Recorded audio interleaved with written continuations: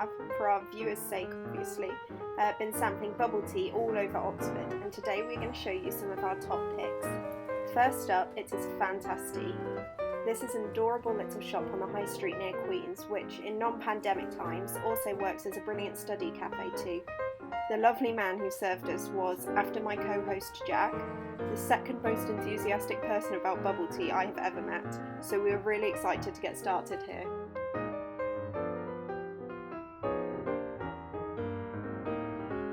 So we've just been drinking our drinks.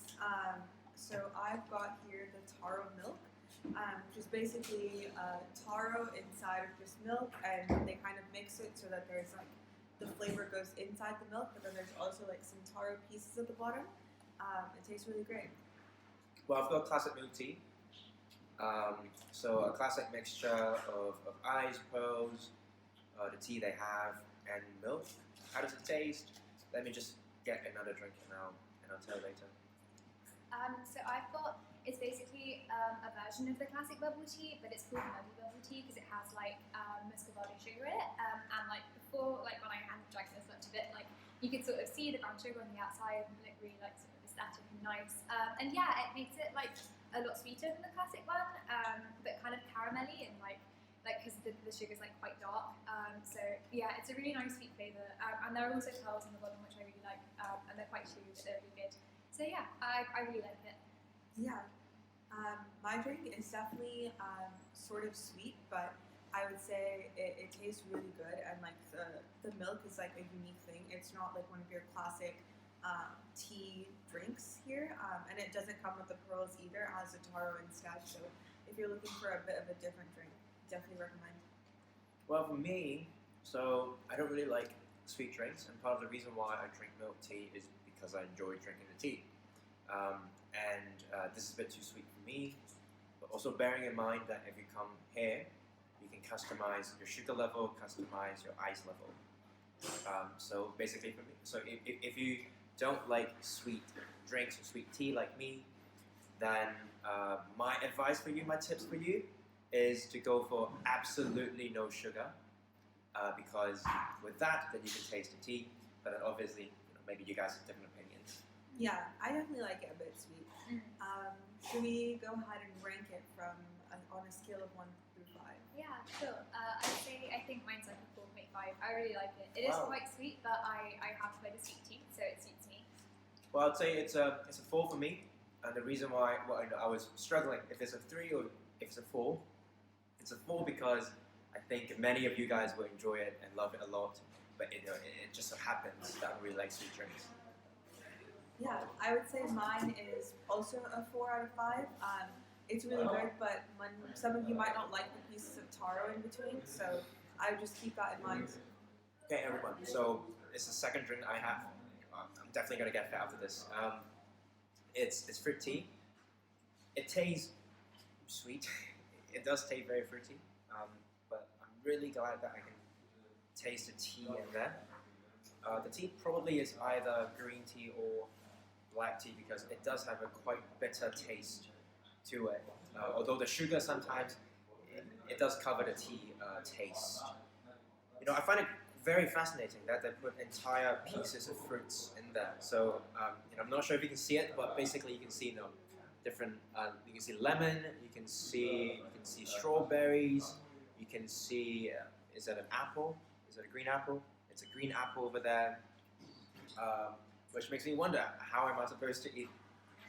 Like, how am I supposed to have those fruits of those pieces of fruits if all I have is just one straw? But when there's a will, there's a way. Maybe you can suck the strawberry out and have it your way. Next up, just a bit further down the high street, is Bubbleology. As you're about to see, absolutely everything in this place is incredibly aesthetic. It's part of a really popular bubble tea chain, which a lot of you guys might have heard of before, so we were excited to see if the drinks lived up to its hype. And milk and tea and I've had it before. So we're here at Bubbleology, and we are going to be telling you guys what drinks we bought. I've come from behind the camera for this one because I saw I saw Bubble Fizz. I'm not a big like tea flavour fan, but this one is kind of like lemonade and yuzu, which is a really like citrusy fruit. And I love sour stuff, so I'll be trying this one. Well, I got the classic Jasmine Tea. So I'm a tea lover actually. Yeah, and I'll let you know how it tastes like later. And I got, it's called the like Utopian Pixie version, and it's basically like strawberry and lychee milk tea, and then this kind of like orange flavored cream on the top, which is really nice, and it's got like sprinkles and a little like unicorn sweet thing on the top. It looks amazing. It's very cute. I feel like it's you in a drink. It is. Yeah. And I've got one of the fruit teas, so this is the mango tea, and it comes with tapioca pearls as well. It's very sweet, and yeah, I'll tell you more about it. Right, so I've just had a try of this one. It's not too sweet, it's actually really nice. I like sour stuff, so that's good. And actually the pearls in this one are not like so tapioca-y, they're passion fruit, so they pop in your mouth. Oh, wow. And it's passion fruit, and that's like really nice. It's not too chewy, I don't mind when they're really Well, for chewy. me, I mean, as you can see, this looks pretty milky, pretty white. It's I'd say it's very consistent with the classic milk tea taste. It doesn't taste very tea-ish, so if you don't particularly prefer tea, you would probably enjoy this. But if you do enjoy tea, then perhaps you can go with no milk or absolutely no ice, zero sugar, and that might be a better option for you. And this is pretty sweet, I'm not going to lie, but I do really like sweet drinks, so it does work. It's got popping flavor with passion fruit at the bottom, which I really like, so it's quite refreshing. And the cream isn't too sweet because it's kind of like orangey, which is nice. So there's a good kind of mix of like sweet flavors and then like sour citrus flavors in there. And then yeah, I just do really enjoy the little cute toppings. They're like kind of like crispy and like sugary, which I enjoy. It's also a sweet drink, but I quite like it. It's very refreshing. It just tastes like mango, and it's nice and cold, which is always nice. In terms of are we doing ratings out of 5? Sure, yeah. I'm actually tempted to give this like strong 4, 4.5 because I actually really like the vibe of the shop as well, which is quite nice. It's like we've got such cool designs around it, and this drink is not like a sweet or sugary or tea as I thought it was going to be. It's really nice. Yep. My drink's going to be a 4. It's going to be the same score as the one I actually reviewed in Fantastea. So if you still remember, I also got a classic milk tea over there. I'd say that it tastes very similar. The boba, so aka the pearls over here, like the black spots as you can see over here, they are very chewy, which I really enjoy. Some shops, well, fortunately not around here, or maybe around here, as we do more reviews around Oxford. Some shops, their pearls are more soft and the taste sweeter, and you can sort of tell that because the way pearls are made, they are made from black sugar. So you are able to tell that they sort of mix a bit too much black sugar, but fortunately it's not the case over here. So it's chewy enough, it's not way too sweet, and it's a good mix of getting the fun of drinking the boba and also enjoying the tea. So it's a strong 4 for me. I'm going to give this a 5 because it's really cool. Wow, cool. Yeah, it's just, I don't know, it's just really happy. I think I was having a bad day, just like having little jokes. It's really colourful. Yeah, it's like, I thought it was just going to be really, really sweet. And then it is still pretty sweet, but it's not overpowering in any sense. And yeah, it's just really happy and fun. I really enjoy it. Yeah, some people say money can't buy you happiness, but it's true. It's true. I would give this probably a solid 4 out of 5. It is a bit sweet, so if you're not into sweet drinks, it might not be for you.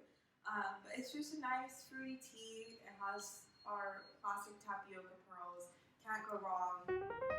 Our next stop was YiFang, a London chain with its roots in a family business from Taiwan, the ancestral home of bubble tea.